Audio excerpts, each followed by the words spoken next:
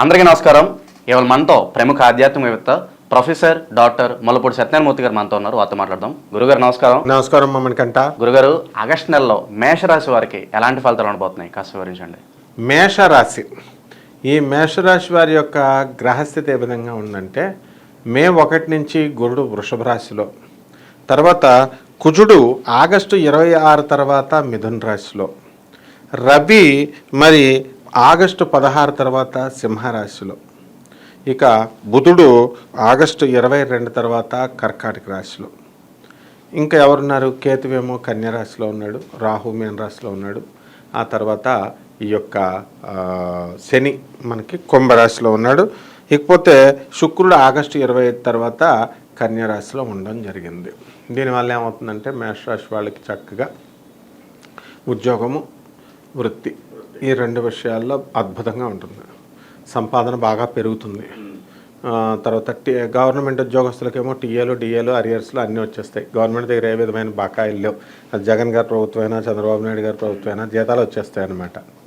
అలాగే ఓల్డ్ పెన్షనర్లు ఉంటారు. ఈ పెన్షనర్లందరినీ కూర్చోబెట్టి మీకు తర్వాత ఇస్తామని అనరు. వీళ్ళకి వన్ టైం సెటిల్మెంట్ చేసేసి సర్టిఫికేట్లు రాసేసి ఇచ్చేస్తారు. వీళ్ళు ఏం చేస్తారు, ఈ ముసలోళ్ళు తీసుకెళ్ళి సర్టిఫికేట్లన్నీ తీసుకెళ్ళి బ్యాంకుల్లో తనఖా పెట్టేస్తారు. తనఖా పెట్టేసి ఇవ్వడం ఆలస్యం అంతే. తనఖా పెట్టేసి ఒక 5 లక్షలకి బ్యాంక్ వాళ్ళు ఏం ఊరికినే వాళ్ళేం అమాయకులు కాదు. నీలాంటి వాళ్ళని ఒక గవర్నమెంట్ ఎంప్లాయీని తీసుకురా షూరిటీ పెట్టంటారు. ఈ సర్టిఫికేట్ ఉన్నప్పటికీ కూడా మళ్ళీ ఇంకొకరిని ఇబ్బంది పెడతారు. వీళ్ళు తీసుకెళ్ళి అల్జెట్ సర్టిఫికేట్ సంతకాలన్నీ పెట్టి పోనీ 5 లక్షల వీళ్ళ దగ్గర ఉంటాయా అనుకుంటే అలా ఉంచుకోరు. వీళ్ళు ఉంచుకోకుండా తీసుకెళ్ళి కూతురుకో 1 లక్ష, కొడుకు ఒక 2 లక్షలు మొత్తం అవగొట్టేసుకొని చేతికి వీళ్ళ దగ్గర 30,000 ఉంచుకుంటారు. మళ్ళీ సమస్యలు స్టార్ట్ వాళ్ళకి. ఇలా గవర్నమెంట్ ఉద్యోగస్తుల పరిస్థితి. ఇక ప్రైవేట్ ఉద్యోగస్తుల దగ్గరికి వచ్చేసరికి వీళ్ళు బ్రహ్మాండంగా కష్టపడిపోతారు. యాజమాన్యాలు జీతాలు పెంచుతాయి, ప్రమోషన్స్ ఇస్తారు. తర్వాత చక్కగా ఢిల్లీలో హెడ్ క్వార్టర్స్లు పెట్టిస్తారు వీళ్ళ చేత. ఎవరి కాళ్ళు ఇక్కడ బ్రాంచ్లు కూడా పెట్టిస్తారన్నమాట. అలాగా ఈ యొక్క ప్రైవేట్ ఉద్యోగస్తుల యొక్క పరిస్థితి అలా ఉంటుంది. ఇక వ్యాపారస్తుల దగ్గరికి వద్దాం. వ్యాపారాలు కూడా బ్రహ్మాండంగా చేసేస్తారు. మనకి ఇక్కడ బుధుడు మరి ఆగస్టు 22 దాటిన తర్వాత కర్కాటక రాశిలోకి ఉండడం వల్ల ఆఖరి వారంలో ఇంకా బ్రహ్మాండమైన సంపాదన అనేటటువంటిది వచ్చేస్తుంది. కాబట్టి వీళ్ళు ఈ ఎలక్ట్రానిక్ సంబంధము, తర్వాత సాఫ్ట్వేరు, టీవీలు రిపేర్లు, ఎలక్ట్రికల్ షాపులు ఇలాంటి బిజినెస్లు యావరేజ్గా నడుస్తాయి. ఫుడ్ సంబంధమైనటువంటి వ్యాపారాలు, తర్వాత హాస్టళ్ళు, రెస్టారెంట్లు ఇలాంటి బిజినెస్లు అన్నీ కూడా చాలా చక్కగా ముందుకెళ్ళిపోతాయి. ఇకపోతే ఆడవాళ్ళు ఒకళ్ళొకళ్ళు మేషరాశి వాళ్ళు మిగతా రాశులతోనూ మేషరాశి వాళ్ళు కొట్టుకుంటారు. అసూయ ద్వేషాలతో కొంచెం బంధువులు అందరూ కూడా విడిపోతారు. ఏముండదు, మళ్ళీ డబ్బులు ఇస్తే మళ్ళీ కలిసిపోతారు. కానీ ప్రస్తుతానికి మాత్రం ఈ నెలలో ఆగస్టు నెలలో అలా ఉంటుంది. మరి ఈ యొక్క ఆగస్ట్ నెలల్లోనే మనము ఈ రాహు పవర్ వల్ల మనకి వీళ్ళంతా కూడా మెంటల్ డిప్రెషన్కి వెళ్ళిపోతారు. ఎలాంటి వాళ్ళతో దోస్తానాలు చేస్తారంటే డిప్రెషన్కి పంపించేసే వాళ్ళతో ఈ నెలలో మేషరాశి వాళ్ళు చేసుకుంటారు.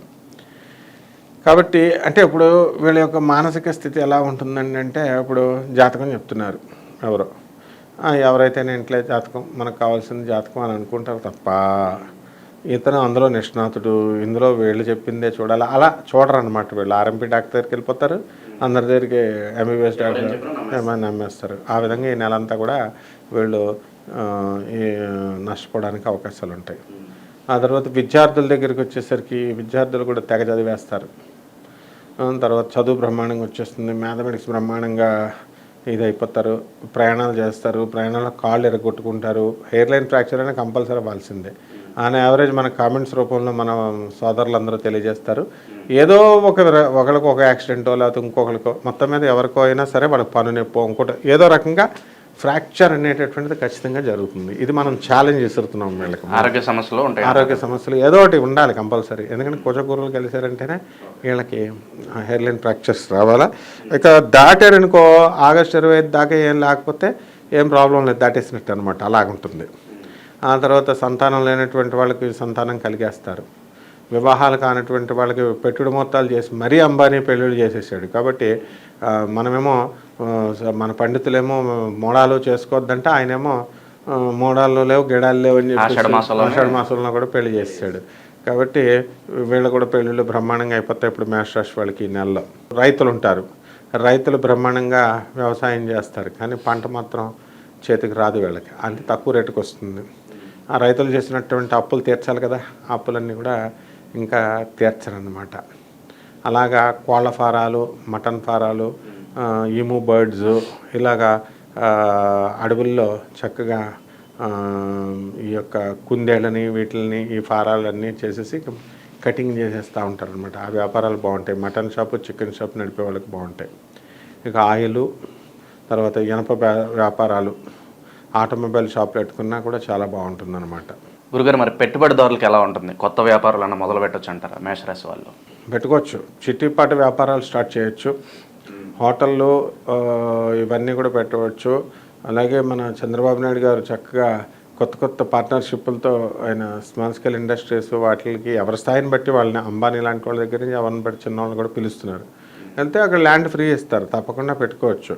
తర్వాత టిఫిన్ సెంటర్స్, బొటిక్లు ఇలాంటివన్నీ కూడా పెట్టచ్చు. ఒకే ఎలక్ట్రానిక్స్ రంగంలోకి వెళ్ళకూడదు. సాఫ్ట్వేర్ కంపెనీలు ఎలక్ట్రానిక్స్ రంగం దగ్గరికి వెళ్తే కొంచెం దెబ్బతినేటటువంటి అవకాశాలు ఉన్నాయన్నమాట. మేషరాశి వారు ఎటువంటి పరిహారాలు చేసుకుంటే వీళ్ళు శుభ ఫలితాలు పొందుతారంటారు ఆగస్టు నెలలో?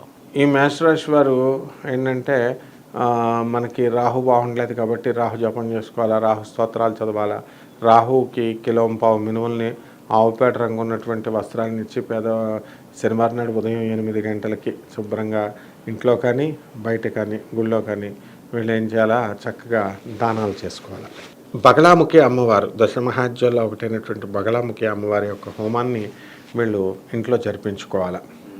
తర్వాత ఇది జరిపించుకుంటే బ్రహ్మాండంగా మీకు కలిసి వస్తుందన్నమాట. అలాగే బెజవాడ కనకదుర్గమ్మ తల్లి యొక్క పాదపద్మాలకి వీళ్ళు ఏం చేయాలంటే కుంకుమార్చన చేసుకోవాలి. తర్వాత వీళ్ళకి ఏం చేయాలా, జమ్మి చెట్టుని ఎత్తుక్కొని ఎక్కడుందో అక్కడికి వెళ్ళి దానికి నీళ్లు పోసి దాని చుట్టూ మనం ప్రదక్షిణాలు చేసి ఆ జమ్మి చెట్టుని కౌగిలించుకొని మనం చక్కగా పసుపు కుంకుమ ఇవన్నీ వేసి అక్కడ పుష్పాలు వేసి మరి అమ్మవారికి పూజ చేసి రావాలి. జమ్మి చెట్టుకి చేస్తే మనం శనీశ్వరుడు ఆ యొక్క మన యొక్క దోషాలన్నింటిని కూడా వదిలేసి వెళ్ళిపోయినట్టుగా ఉంటుందన్నమాట. ఆ తర్వాత వీళ్ళు ఏం చేయాలా, కొన్ని బొగ్గులు తీసుకోవాలి. బొగ్గులు తీసుకొని ప్రవహించేటటువంటి నదిలో ఆ బొగ్గుల్ని వెయ్యాలి. ఇది లాల్ కితాబ్ శాస్త్రం అంటాం అన్నమాట. అంటే కొంచెం తాంత్రిక పద్ధతులు అన్నమాట. అందువలన అంటే తాంత్రిక పద్ధతులు అనగానే మళ్ళీ మటన్లు చికెన్లు కోసేయకూడదు. బొగ్గులు వేయడము, విగ్రహాలు పాతడము ఇలాంటివి అన్నమాట. సో ప్రత్యంగిర అమ్మవారి యొక్క విగ్రహానికి వీళ్ళు నిత్యము ఈ 41 రోజులు కనుక పూజ చేసుకుంటే చాలా బాగుంటుంది. ఆగస్టు